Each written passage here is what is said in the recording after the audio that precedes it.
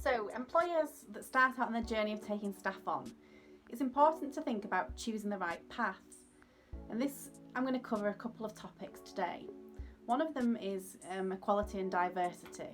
So the UK is a very diverse culture, and workplaces need to make sure that we're supporting that culture and helping people understand about diverse workplace cultures, equality and inclusion.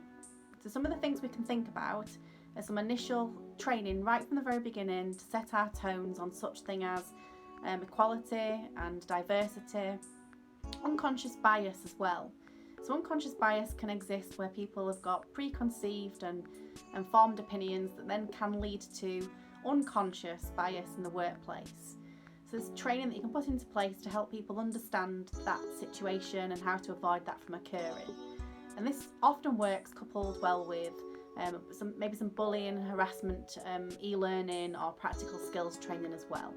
So choosing the right path can be about positive interventions to make sure that you set out how your company culture is going to operate through equality, diversity, awareness of unconscious bias and perhaps bullying and harassment training too.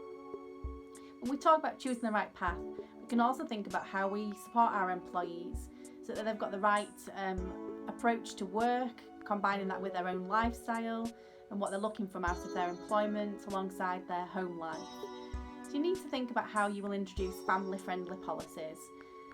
Some of the policies are required under UK legislation, and some companies go the extra mile and introduce real hybrid working patterns, agile working environments. Some of these are good to have and some of them don't work for every organisation. But it's really important that you've thought about how you want to create your best working environment to support your employees. If we look after employees and we think about these situations, then it will always lead to better productivity, better engagement and typically longer retaining staff who want to perform as we want them and need them to for our organisation. So that's just finally moving on to maybe some wellbeing interventions. So you can have a look at all kinds of wellbeing interventions, from fruit delivered to the office, to supporting cycle to work schemes, through to employee assistance programmes. So an employee assistance programme is operated by an external organisation.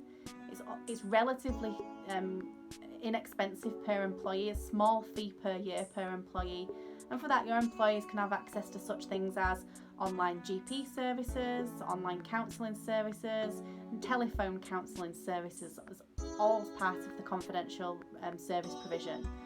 So think about how you want to set up your culture to attract the best employees and to retain the best employees. Some of the things I've talked about today are equality and diversity awareness, inclusion training, family-friendly policies, and also thinking about employee wellbeing initiatives such as Cycle to Work or an employee assistance programme. I hope you found that useful today. So good luck at choosing the right path and keeping your best employees. I'm Sarah Bradley, the HR department. Thank you for listening.